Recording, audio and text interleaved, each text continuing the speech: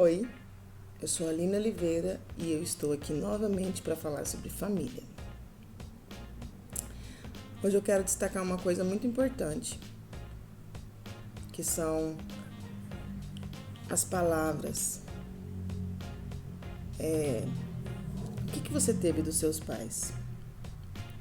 Através das palavras, bênção ou maldição? Sabe, toda vez que a gente briga com um filho, com uma filha, e que a gente lança algumas palavras, essas palavras jamais vão conseguir ser colocadas novamente dentro da boca e deixar de ser mencionadas. Uma palavra lançada é uma flecha sem volta. E essa palavra gera vida ou gera morte.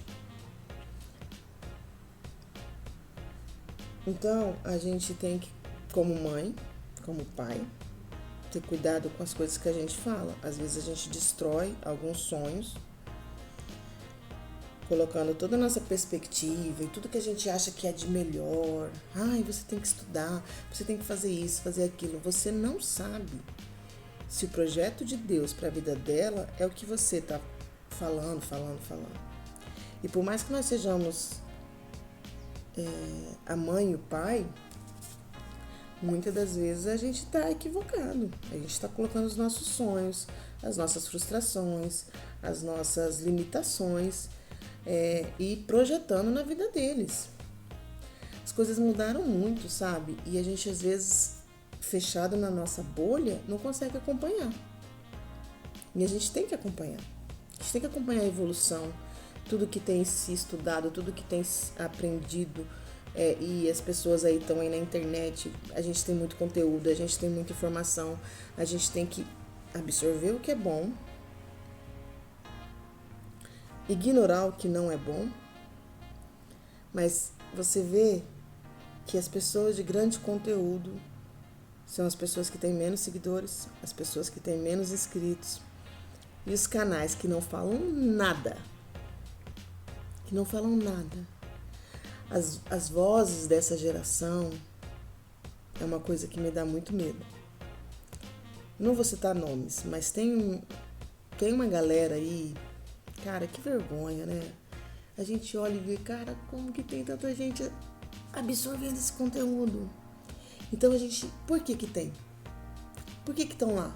Porque pessoas que têm conhecimento, que pode fazer a diferença, que pode agregar na vida das pessoas, simplesmente não fazem. Não querem competir. Não, eu não vou crescer mesmo. Não. Dane-se.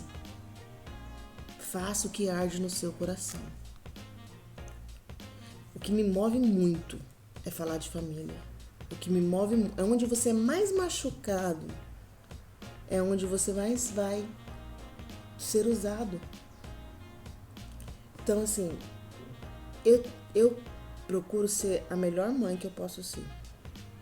Mas por que, Aline? Você não teve uma melhor mãe? Hoje eu, adulta, mulher, consigo ver que eu tive a melhor mãe que eu poderia ter. Ela ofereceu o melhor que ela podia oferecer. E eu já ressignifiquei algumas coisas, já perdoei algumas coisas, já tive alguns momentos que eu tive que trabalhar a relação com a minha mãe para que eu não transferisse isso para a relação com os meus filhos. Entendeu? A minha mãe foi uma mulher que sofreu muito, foi muito maltratada, ela não foi respeitada, ela não teve um marido que afirmasse ela na frente dos filhos. Logo, ela fez um monte de coisa que não podia se esperar nada diferente disso, das atitudes que ela teve. Hoje, como mulher, eu entendo. Por quê? Porque eu também já vivi um relacionamento abusivo, tanto que fazia mal para minha filha, para o meu filho,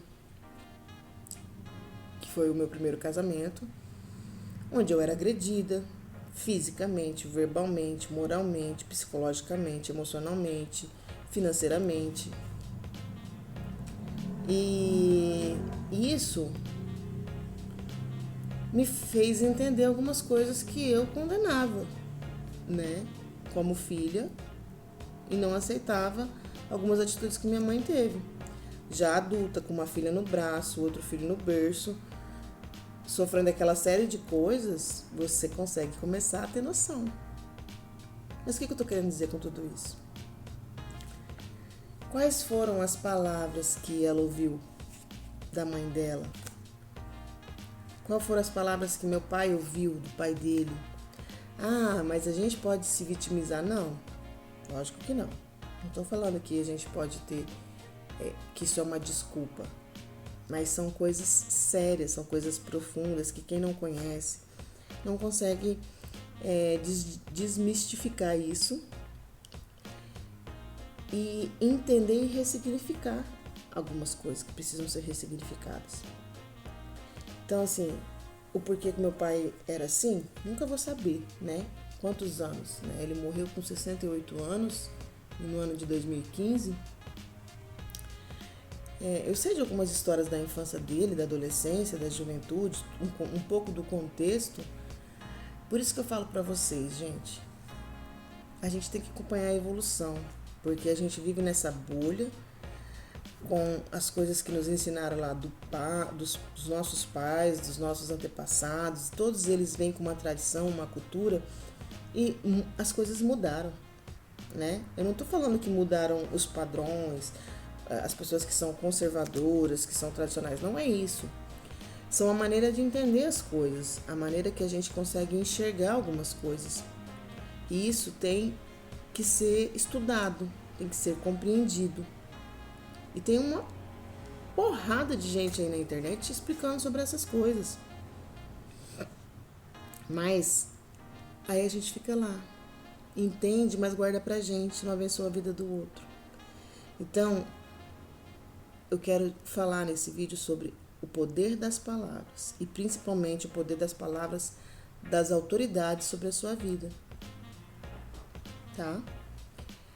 Então, se você sempre ouviu que você é um burro, que você veio ser uma prostituta, você é uma vagabunda, você é um vagabundo, isso são palavras muito pesadas que o nosso cérebro, a nossa mente, arquiva e fica ali, te remoendo. Você não sabe, isso é inconsciente, tá? Você não fica todo dia pensando, meu pai falou que eu sou uma vagabunda. Não é isso. Você está condicionado àquelas palavras, porque muitas das vezes você recebe. Quem não tem sabedoria não vai rejeitar. Rejeitar tanto no poder da mente como espiritualmente. Sabe? Se você não reprogramar a sua mente e dizer, eu sou capaz, eu vou estudar, eu vou aprender, eu vou ter uma família linda, estruturada, de sucesso, papapá, você vai ficar limitado nessas palavras de maldição. Vou te dar um exemplo. Quando eu tinha 14 anos, quando eu tinha 17 anos, eu tirei, nas 2 provas do bimestre de matemática, eu tirei 1. Gente, eu sou péssima em exatas. E vocês lembram que eu falei que meu pai é muito grosso, ignorante, tal, não tinha sabedoria nenhuma. Ele me deu uma surra. E o pior de tudo, ele me deu uma surra na frente do meu namorado. Mandou ele embora. Ele me deu uma surra. Ele falou coisas, sua burra, papapá. Eu peguei a versão de matemática. Eu peguei a versão de estudar.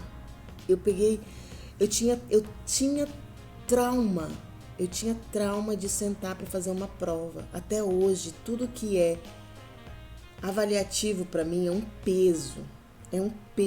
É uma dor que eu sinto. Porque tudo me remete àquela situação. Como que eu venci isso? Eu tava com 17 anos, eu tava na 8ª série. Antigamente não tinha o 9º ano, eu tava na 8ª série.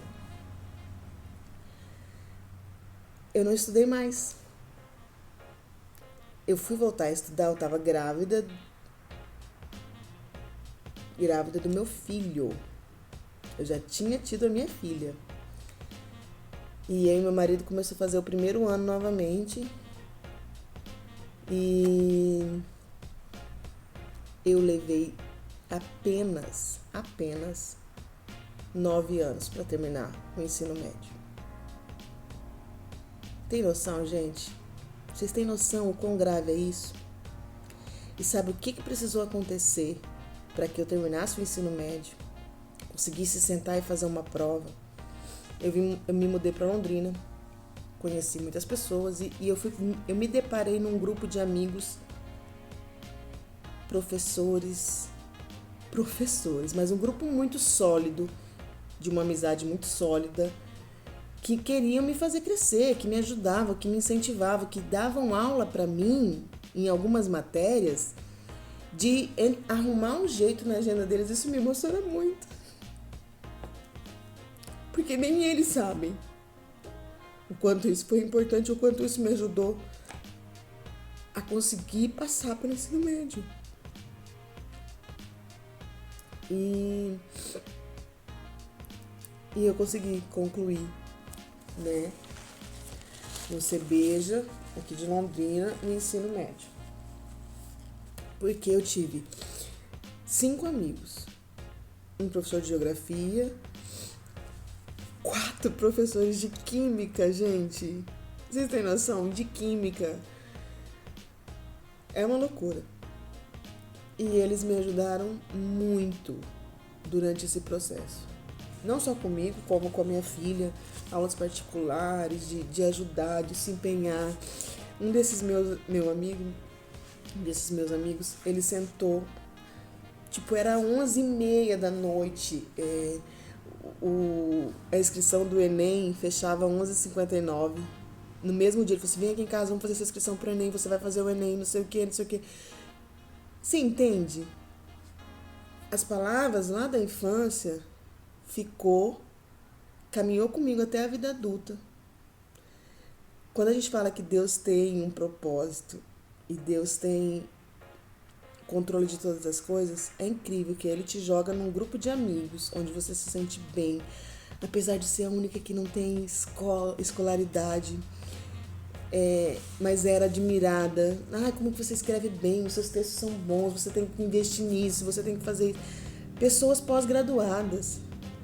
E aquilo, nossa, cara, eu sou capaz, eu consigo. Aquelas palavras, sabe? Uma pessoa parar e falar assim, vem cá, eu vou fazer a sua inscrição no Enem, você vai fazer esse Enem, você vai eliminar isso, você vai fazer uma faculdade.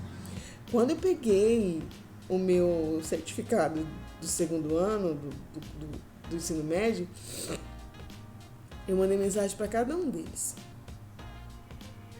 para que eles soubessem que aquelas palavras, aquelas afirmações, as palavras que eles lançaram para mim durante aquele tempo, durante todos aqueles anos, me fizeram caminhar e vencer uma etapa que eu deixei me paralisar lá atrás. Então, esse vídeo é só para você ter cuidado com as suas palavras, com o que você fala. E ter cuidado com o que você ouve e que você deixa descer pro coração. E não permita que amaldiçoem a sua vida. Não permita que digam coisas que você não é. Porque Deus te fez para governar. Deus te fez para triunfar. Você é filho amado do Senhor. E a tarefinha de hoje é: se você acha que você não ouve palavras bonitas, que não te falaram, ressignifica isso, identifica isso e começa a ressignificar. Faz um coraçãozinho como esse, coloca na porta da geladeira, no espelho do banheiro, na porta do guarda-roupa, não sei. Aonde você sempre olha e escreve: você é amado, você é corajoso, você nasceu para governar, você é amado do Pai. Você tem o poder de prosperar, você tem o poder de ser relevante. Mas o principal, você é amado do Pai. Coloque essas palavras no seu coração. Beijo.